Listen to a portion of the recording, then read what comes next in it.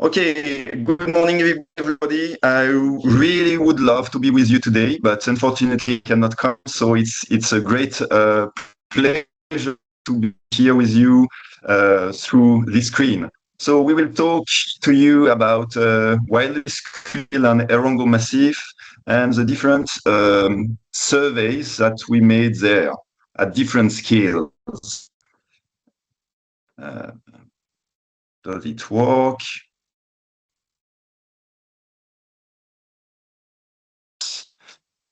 With those two regions are very different. They have different scales, so we use different methodologies to investigate them.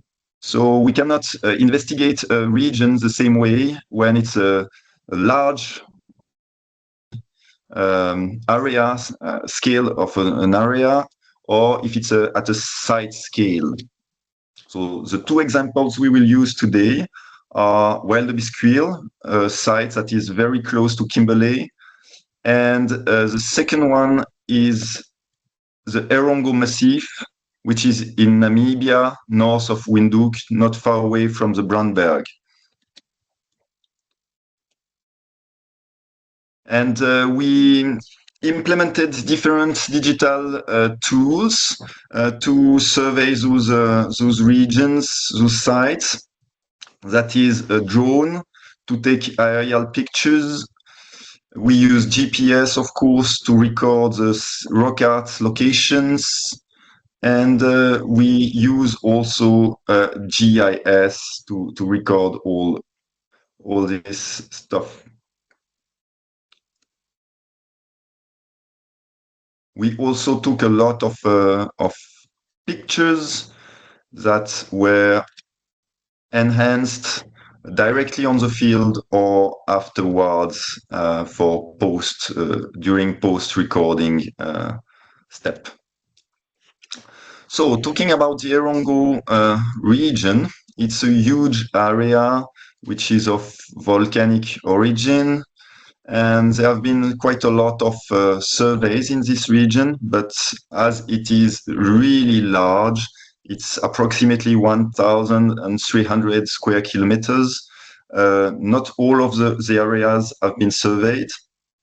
And moreover, there's still, if the main sites were already pinpointed, some smaller rock art locations were not seen. So the idea was to check and to fill up the gaps that could exist. As it is really large, we focused on a very specific sector, which is already really big. That is Omandumba Farm, Anibib Farm, and Itemba Farm. But we mostly worked on Omandumba West Farm, where Alma Nankela had previously recorded quite a lot of rock art locations.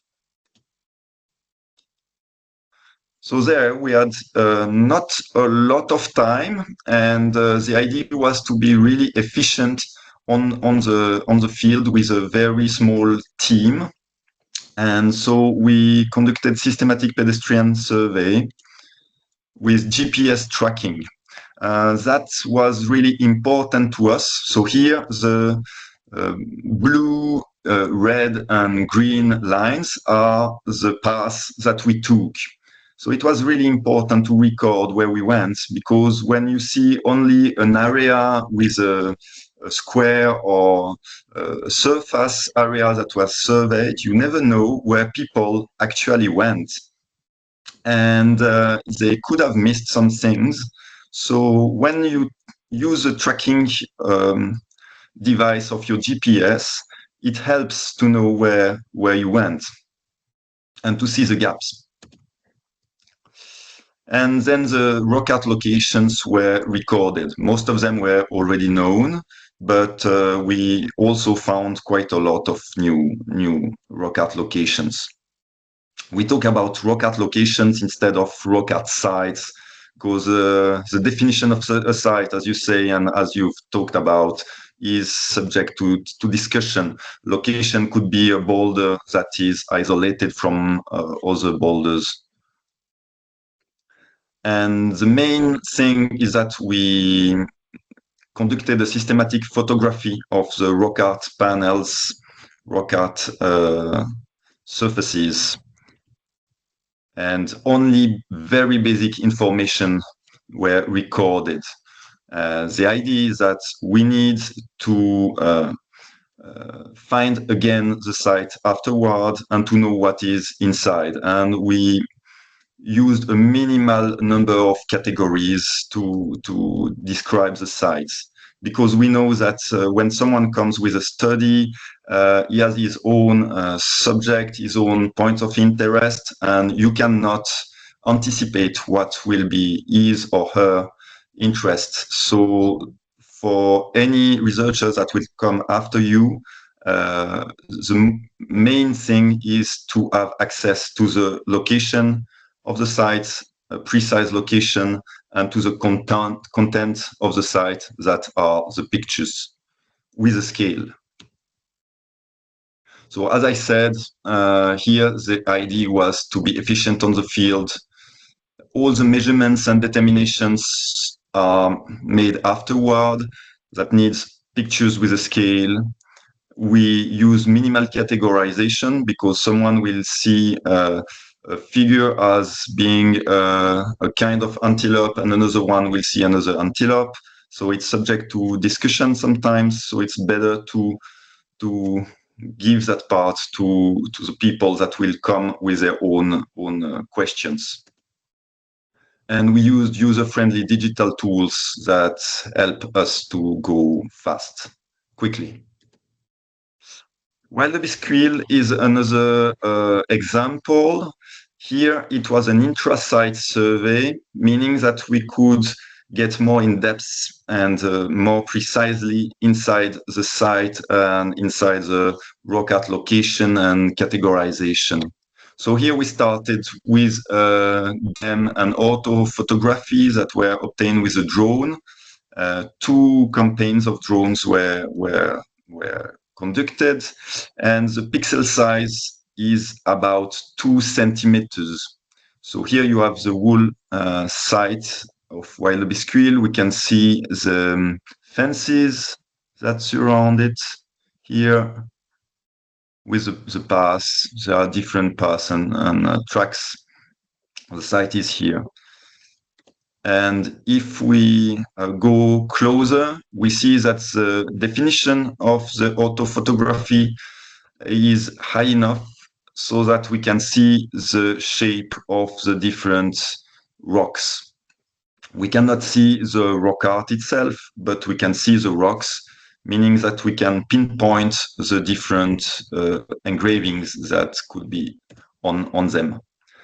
So that's what we made using digital tablets, and going on the field with the autophotography, we could pinpoint each engraving, each activity trace that was visible on the field. Probably we missed some, but at least it was a systematic recording on the field. And here, so we could digitalize the outlines of each rock with rock art, and each red dot is a different rock art. Sometimes it's only peck marks, and some other times it's animal figures or anthropomorphic figures.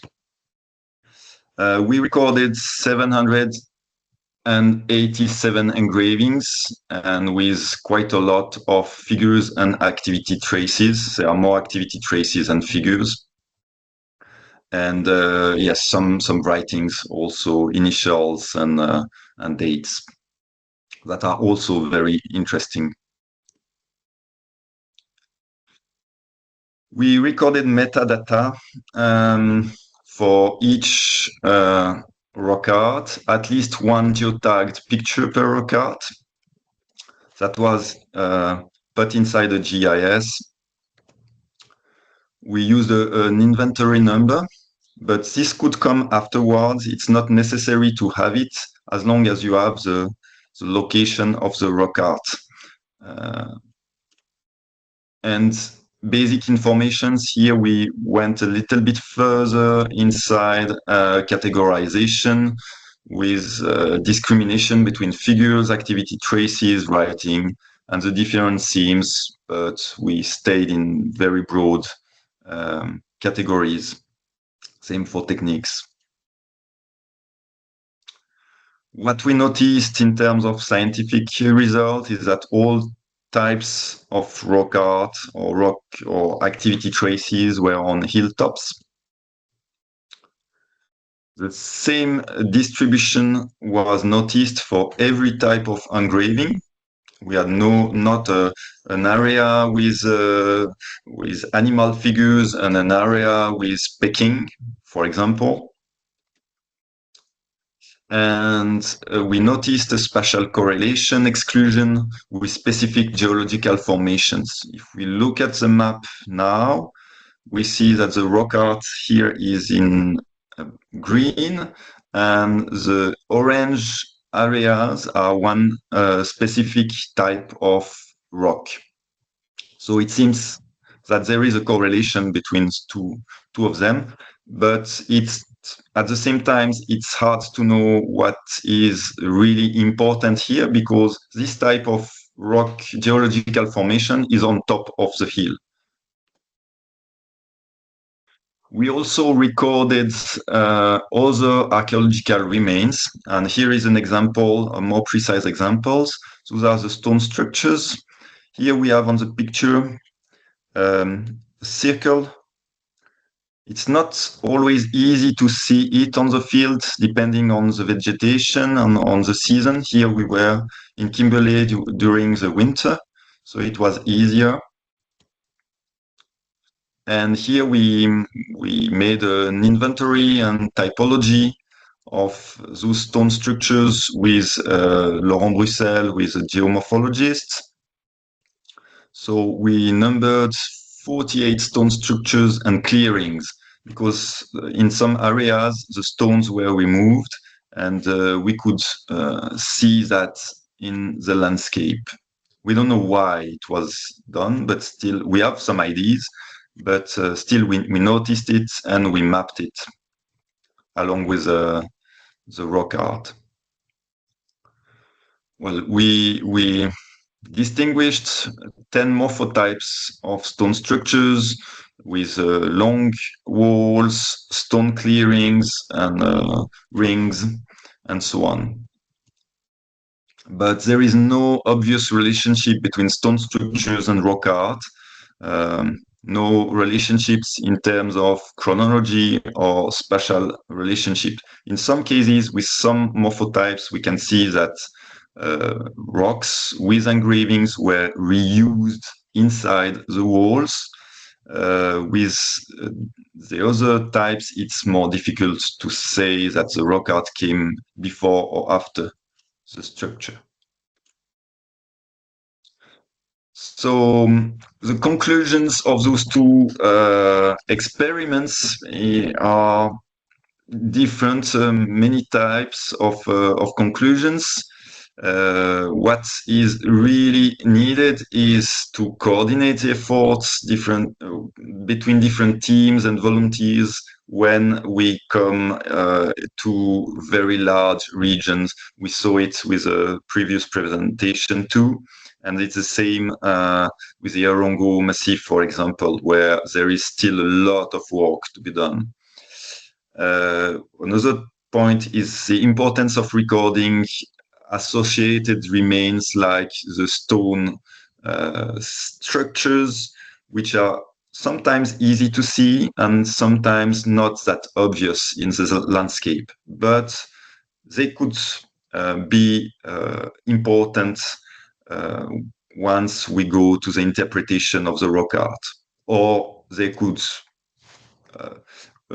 be part of another chronological period and without any relationship, but still it has to be documented at the same time. We also saw that digital tools allow to survey rock art really faster and more accurately. even with a small team, so we can go very quick and check the things, knowing that anyone that will come, any archaeologist that will come afterwards will need to go through a checking process before interpreting the results. And of course, it is needed to adapt the digital tools to the context. We could not perform a drone aerial picture of the whole Erongo before surveying it, that's for sure. But once we go to a smaller site, it's possible to get more precise in our rock art recording. Thank you for your attention, and please feel free to ask questions.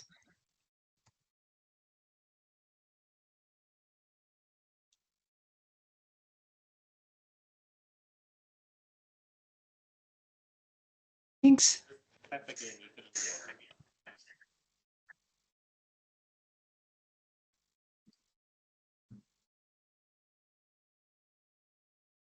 Good morning, Julien. I don't know what it is for you. Thank you very much. That was a wonderful presentation. Very interesting. Thank you. I would like to find out how we would access the information that you have recorded. So I'm a researcher, and if I'm interested in the patterns that you have identified in the Erongo, how would I access that information? Yeah. Right now, it's on the COSMO-ART server, but for sure it will be. Excuse me, I hear the echo, so it's not really nice. I don't know how to do that. I will just cut my sound on my side. It's not you, Julien. Yes. So afterwards, it will an access will be given to the researchers. Right now, it hasn't been done, but at the end of COSMO-ART, for sure, I think we will think about something with RARI and to have an access for everyone.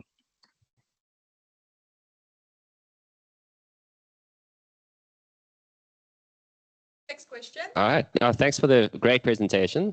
That was lovely, technical and detailed.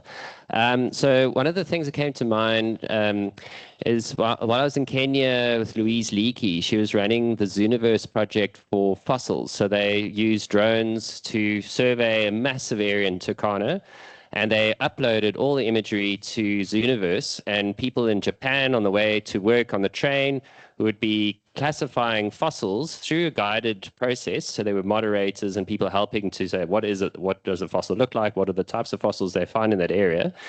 And one of the things with engravings is there are a huge number of solar farms, wind farms springing up all over the country.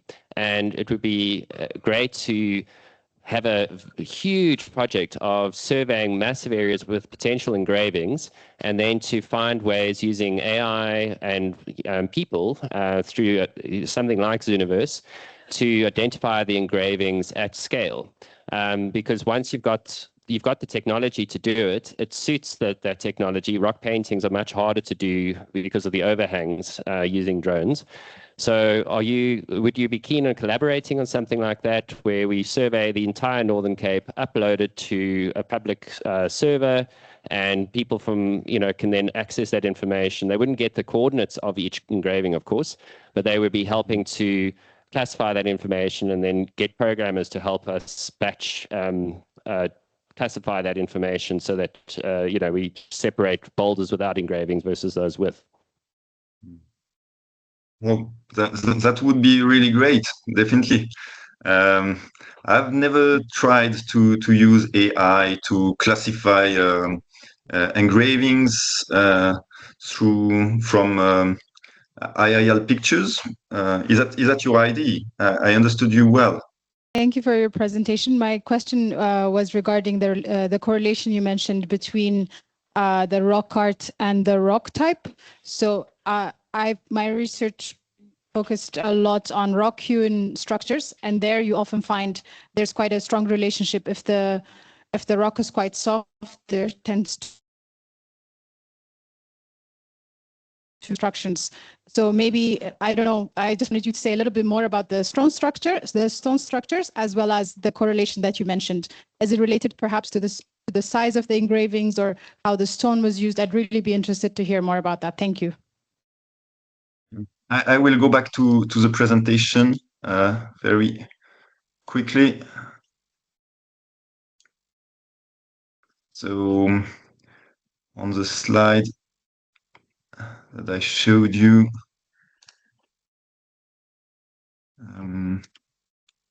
what we noticed is that there is a type of rock that was not used at all. Do you see the image? Yes. Okay, perfect. So there is a type of rock that was not used at all for rock engravings. This is a type that you see here on the picture. Probably it was not suited for engravings because it has a lot of inclusions. You see here quite a lot of quartz inclusions. So, and some vacuoles. You see those small holes everywhere. So probably this type of rock was seen as not a good type of rock for engravings. And it was also very hard. And the rocks that were used were, as you said, softer, but it's relative because those are hard rocks and with less inclusions and at least really smaller inclusions. So yes, here is what I can say on that specific point.